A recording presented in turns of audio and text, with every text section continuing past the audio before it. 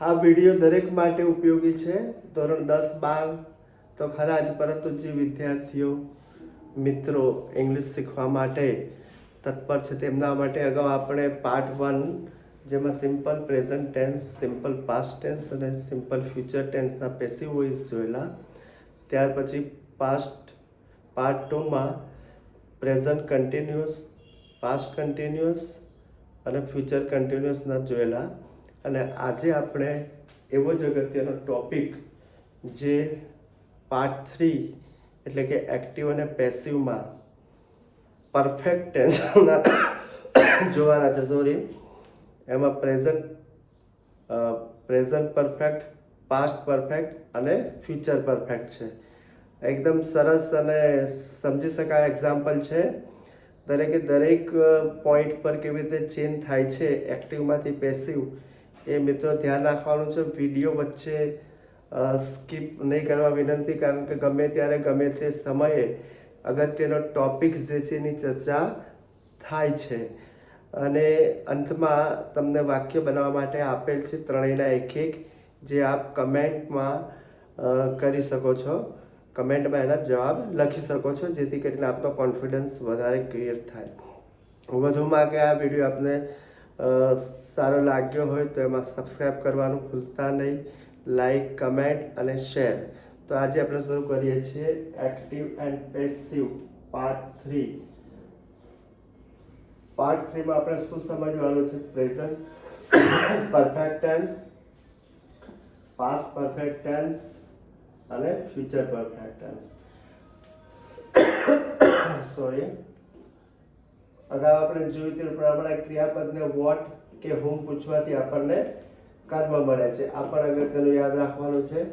બરાબર. બીજું કે એક્ટિવમાં સબ્જેક્ટ, વર્બ અને ઓબ્જેક્ટ હોય છે અને પેસિવમાં ઓબ્જેક્ટ, વર્બ અને સબ્જેક્ટ સાથે યોગ્ય ફેરફાર થાય છે. તો હવે આપણે પહેલું વાક્ય પ્રેઝન્ટ પરફેક્ટનું લઈએ. અહીંયા જે આપણને યલોમાં રાઈટ કરેલું છે એક્ટિવ છે. બરાબર. આ બધા એક્ટિવના વાક્ય છે અને એના આન્સર પેસિવમાં છે, જે આપણે રેડમાં લખેલું છે. એવા 1 અને 2 એક્ઝામ્પલ છે અને ત્રીજું એક્ઝામ્પલ આપના માટે સેલ્ફ સ્ટડી છે, એટલે સેલ્ફ પ્રેક્ટિસ કરવાના છે. પહેલું વાક્ય લઈએ એક્ટિવમાં પ્રેઝન્ટ પરફેક્ટનું. They have written the assignment. Okay. તો અહીંયા આપણે હેવ નીચે અંડરલાઈન કર્યું છે, રિટન નીચે કર્યું છે, એટલે એનો અર્થ થયો કે કયું છે? પ્રેઝન્ટ પરફેક્ટ ટેન્સનું છે. ઓકે. હવે આ જે છે have return. Okay, have return છે. સબ્જેક્ટ કયું છે? ધે. વર્બ કયું છે? Have return. અને હેવ રિટન શું? વોટ પૂછવાથી આપણને જે આન્સર મળે એ શું થયું? તમારું ઓબ્જેક્ટ. તો શું થયું? ધ એસાઇનમેન્ટ ઓબ્જેક્ટ થયું. તો સૌથી પહેલા ઓબ્જેક્ટને આપણે આગળ લાવીશું. ધ એસાઇનમેન્ટ, પછી હેઝ, ત્રીજો પુરુષ એકવચનમાં. પ્રેઝન્ટ પરફેક્ટમાં હેઝ કેવું લાગે, પરંતુ અહીંયા એક વચન છે. બરાબર, એટલે હેઝ આવે. ઓકે. અને ત્યાર પછી હેઝ પછી બીન રિટર્ન્સ. કોના દ્વારા? ધેનું શું થાય? By them. આ બીન જે છે એસ્પેશિયલી આપણે યલોમાં લખ્યું છે કે પ્રેઝન્ટ પરફેક્ટનું પેસિવ કરીએ તો શું આવે છે? હેઝ કે હેવ સાથે બીન, મેન્ડેટરી. Okay, clear? આમાં કોઈ ડાઉટ વગેરે? એકદમ ક્લિયર. તો સેકન્ડ આપણે જોઈએ છે પાસ્ટ પરફેક્ટ. જો આ તમને આવડી જાય તો આ પણ આવડવાનું જ છે. ઓકે. એમાં પહેલું એક્ઝામ્પલ જોઈએ. I had seen the movie Lalo. બરાબર, મેં લાલો મૂવી જોઈ હતી. તો અહીંયા સીન શું જોઈ? The movie Lalo. વોટ કે હુમ પૂછવાથી આપણને શું મળે છે? ઓબ્જેક્ટ મળે છે. બરાબર. તો ઓબ્જેક્ટ સૌથી પહેલા લઈ લઈશું. The movie Lalo had been seen by me. Seen by me. The movie Lalo had been seen by me. Seen by me. Okay. The movie Lalo had been seen. Seen અહીંયા આવશે seen. Okay. તો અહીંયા થઈ ગયું seen. તો આ રીતે તમે ઓબ્ઝર્વ કરશો તો આમાં પણ બીન આવેલું ને આમાં પણ બીન આવેલું છે.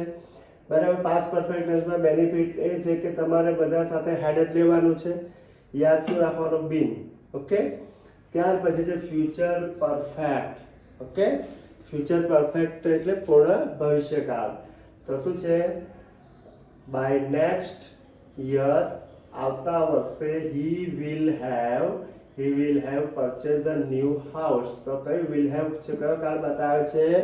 Future perfect. તો એનું પણ પેસિવ કેવી રીતે થશે? તો by next year a new house. શું ખરીદવાનું છે? A new house. બરાબર. Will have been. જો અહીંયા પણ બીન, આ બીન અને આ બીન. ઓકે. એટલે બધાને ક્લિયર થઈ ગયું હશે કે ભાઈ પરફેક્ટના પેસિવ કરીએ તો પેસિવમાં બીન આવે છે. Okay. Purchase by him. Clear? આમાં કોઈ ડાઉટ? સેમ બીજું એક્ઝામ્પલ લઈએ તો આ પહેલા પ્રેઝન્ટ પરફેક્ટ લઈએ, પછી પાસ્ટ પરફેક્ટ અને પછી future perfect. Maths teacher has solve the difficult sum. બરાબર. તો શું સોલ્વ કર્યું છે? ધ ડિફિકલ્ટ સમ. સમ એટલે દાખલો. ઓકે. તો અહીંયા થશે the difficult sum has been. બરાબર. ધ ડિફિકલ્ટ શું છે? ઓબ્જેક્ટ છે, આગળ આવી જશે. બરાબર. હેઝ બીન, બીન કમ્પલસરી છે. સોલ્વ બાય કોના દ્વારા? By the maths teacher. Clear? Second છે past perfect. She had made lunch. Okay. તો શું બનાવ્યું છે? The lunch. તો પેસિવમાં શું થશે? Lunch had been made by her. Clear? ત્યાર પછી છે future perfect. Principal sir will have address the assembly. બરાબર. પ્રિન્સિપલ સર એસેમ્બલીને એડ્રેસ કરશે. તો અહીંયા શું એડ્રેસ કરશે? બરાબર. તો કે એસેમ્બલી. તો એસેમ્બલી સૌથી પહેલા આવી જશે. The assembly will have been address by principal sir. તો મિત્રો ખ્યાલ આવ્યો કે નહીં? પરફેક્ટના પેસિવ એકદમ ઇઝી છે. બરાબર. દરેકમાં બીન આવે છે. પ્રેઝન્ટ પરફેક્ટ હોય તો હેવ કે હેઝ બીન, અને પાસ્ટ પરફેક્ટમાં તો એકદમ સીધું છે, બધામાં હેડ આવે છે. એવી જ રીતે ફ્યુચર પરફેક્ટ પણ ઇઝી છે, બધામાં વિલ હેવ આવે છે, માત્ર બીન જોડવાનું છે. તો આ વેરી ઇમ્પોર્ટન્ટ છે. હવે એવી જ રીતે હવે આપણે જાતે કામ કરવાનું છે. ડુ યોર સેલ્ફ એટલે કે તમારે જાતે કમેન્ટમાં આનો આન્સર લખવાનો છે.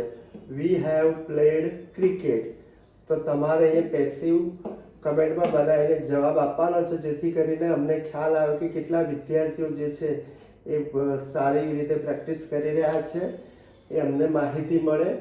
અને શું છે કે કોન્ફિડન્ટ કેટલા આવે છે, કેટલા આન્સર આપી શકે છે, એ એમને વધુ ફાયદો થાય. પછી બીજું વાક્ય છે આઈ હેડ લર્ન ઇંગ્લિશ ગ્રામર. ઓકે. તો આ પણ તમારે બનાવવાનું છે. અહીંયા પણ પેસિવ બનાવવાનું છે. ઓકે. અને ત્રીજું વાક્ય છે you will have read entire book.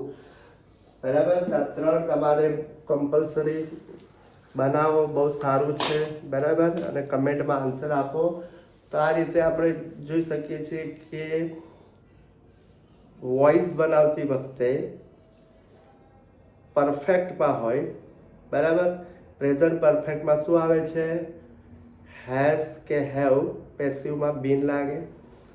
Past પરફેક્ટમાં શું આવે છે? હેડ. બરાબર. બીન પેસિવની જ વાત થાય છે. અને ફ્યુચર પરફેક્ટમાં પેસિવ બનાવીએ ત્યારે શું થાય છે? વિલ હેવ બીન. તો તમે એકદમ એના પર ટ્રિગર કરો કે ભાઈ આ રીતનું આનું પેસિવ થાય. ઓકે. તો આ રીતે આપણે આજે એક્ટિવ પેસિવના ત્રણ કાળ કરીને આ ત્રીજો ભાગ એટલે કે 9 કાળની જે માહિતી આપી છે આપને. બરાબર. હવે ટૂંક સમયમાં વિદ્યાર્થીઓ માટે 10મા 12મામાં કેવી રીતે આપણે તૈયારી કરવી કે જેથી કરીને વધુમાં વધુ સારા માર્ક ઓછા સમયમાં સ્માર્ટ વર્ક કરીને મેળવી શકાય. બરાબર. તો એવું માર્ગદર્શક અને અમારો જે આજે વર્ષોનો આ ક્ષેત્રે અનુભવ છે, તો અમે અમારાથી બનતા એ બેસ્ટમાં બેસ્ટ તમને જે છે ગાઈડ કરીશું. અને આપ સૌ અંત સુધી રહ્યા. આ જે વોઇડ એક્ટિવ પેસિવ છે એનો વિડીયો જોયો એ બદલ આપનો ખૂબ ખૂબ આભાર. ધન્યવાદ.